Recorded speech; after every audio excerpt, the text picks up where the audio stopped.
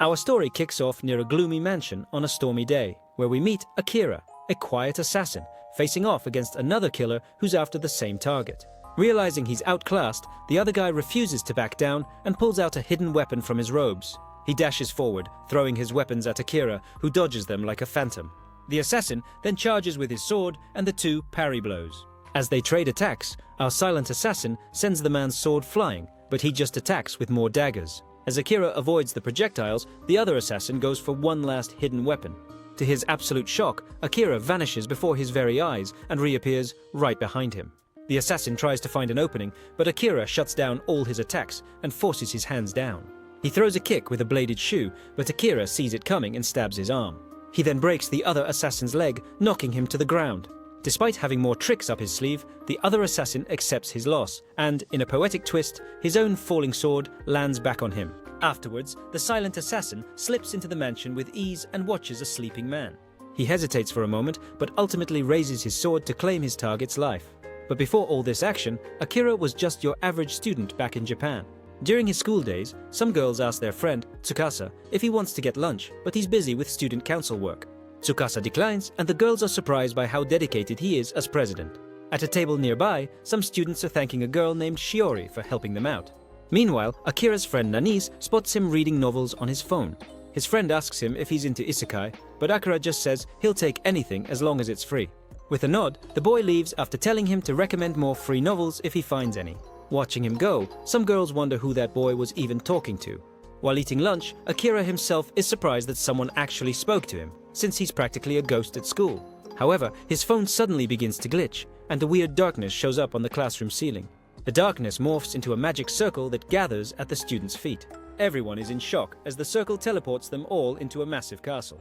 As they wonder where on earth they are, a strange priest appears and tells them that a king is about to see them. After the priest steps aside, the kids see a king and princess standing there and wonder who these people are. The king steps forward and explains that he summoned the students from another planet to his world, Morgan. He reveals they're currently in the Redis Empire on the human continent, which is being invaded by demons. The king tells the kids that, as warriors from another world, they have the power to defeat the demon lord, and they get hyped to begin their own isekai adventure. However, the priest then reveals that only one of them can be the legendary hero and asks them to test their abilities. One boy places his hand on a magic orb, but finds out he isn't the hero. The priest tells him that even without the hero title, he's still a powerful soldier. Then a girl named Yuki finds out she's a dispel mage, and Tomoya learns she's a knight. After Shiori learns she's a healer, the priest informs everyone they can view their status without even touching the magic orb. All the kids start checking out their own stats, and Nani's asks Akira about his. Akira reveals he's an assassin, but is confused by how ridiculously overpowered his stats are.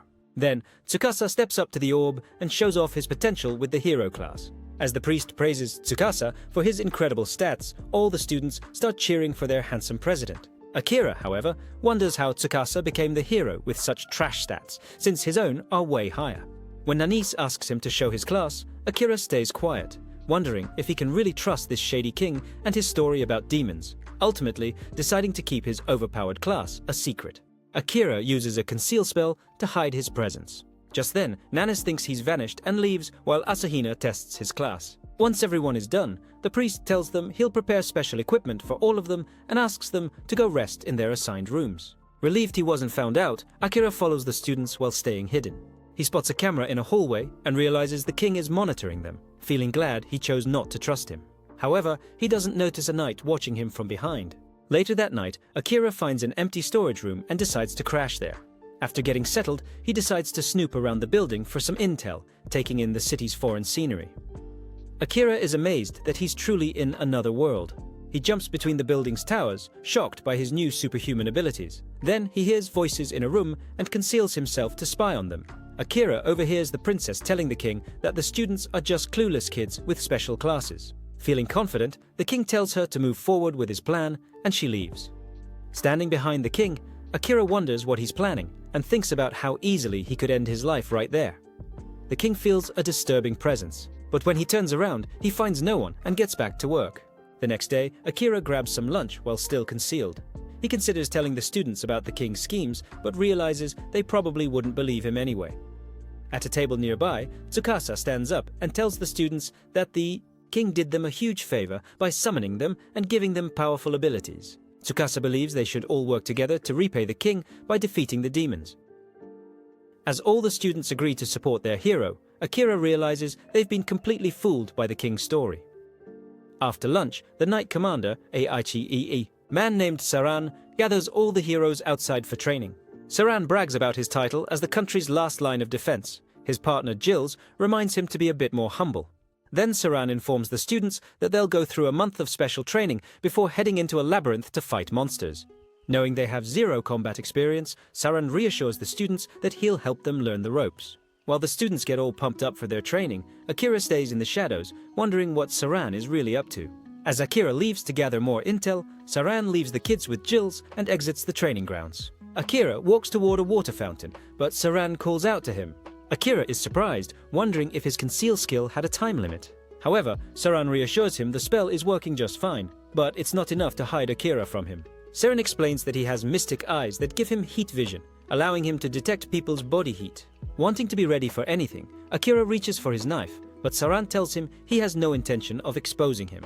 Knowing Saran works for the king, Akira is hesitant to trust him, but the knight captain says he has his own reasons.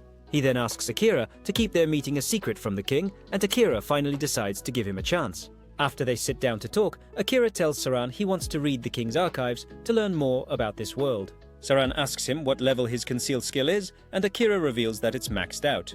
However, all his other skills are at level 1, so he has no idea how to train them. Surprised, Saran smiles and offers to teach him, adding that the archives don't have much useful information anyway. Akira is excited about getting stronger and exploring this new world, but he still thinks about wanting to return home to his family. Saran agrees but thinks he'll need to get stronger to survive long enough to find a way back home. Akira feels guilty for getting Saran's help for free. So, the knight tells him he can repay him with stories about his home planet. As the charming knight holds out his hand, Akira smiles, shakes it, and formally introduces himself out of respect. Once they start training together, Akira learns that besides humans and demons, this world is also populated by elves and beastmen. While Saran puts Akira through intense physical training, he explains that class levels can only be raised by defeating monsters, but skill levels can be increased through personal training. As they continue to train each day, Saran is amazed as he learns about Earth and all its technological marvels, thinking about how he used to find all that technology boring and ordinary. Akira starts to feel like he really misses his old world. After a while, Saran is in a room with Jills, who asks why he's been spending so much time with Akira. Saran tells him Akira's stories were just that good, and Jills admits he's fascinated by them too. When Saran reveals that Akira is the true hero with a max-level conceal skill, Jills is shocked, since only the very first hero of their world ever had a maxed-out skill.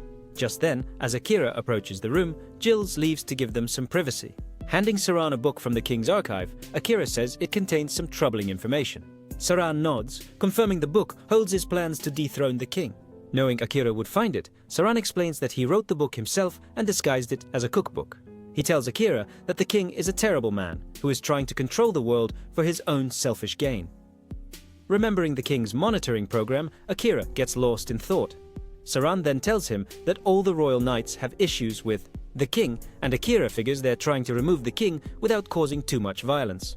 Impressed by his observation, Saran nods, and Akira notes that as an assassin, he could easily take out the king without anyone noticing. He reveals that he got into the king's study on his first day, but just couldn't find the willpower to end his life. Saran nods, saying that just because he has the assassin class doesn't mean he should force himself to take lives. Akira thinks that he wouldn't want his family to ever find out he became a murderer. As Saran agrees with his choice, Akira wonders why he's being trusted so much. Saran explains he trusts him because he shows wisdom and promise, just like when he decided not to take the king's story at face value. In Saran's view, this proves Akira is someone who knows how to handle problems on his own and isn't easily fooled. Growing quiet, Akira softly explains that he never got much attention as a kid. This confuses Saran, so Akira tells him he's the only person who has ever praised him that much.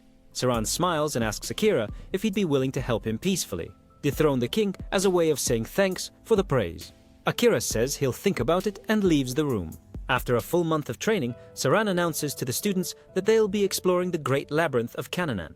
A crowd gathers to give the warriors a send-off, and Akira is surprised they're getting so much attention.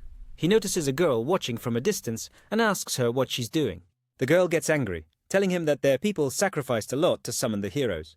Akira tells her he doesn't know what happened, so she says they'll meet again once he finds out.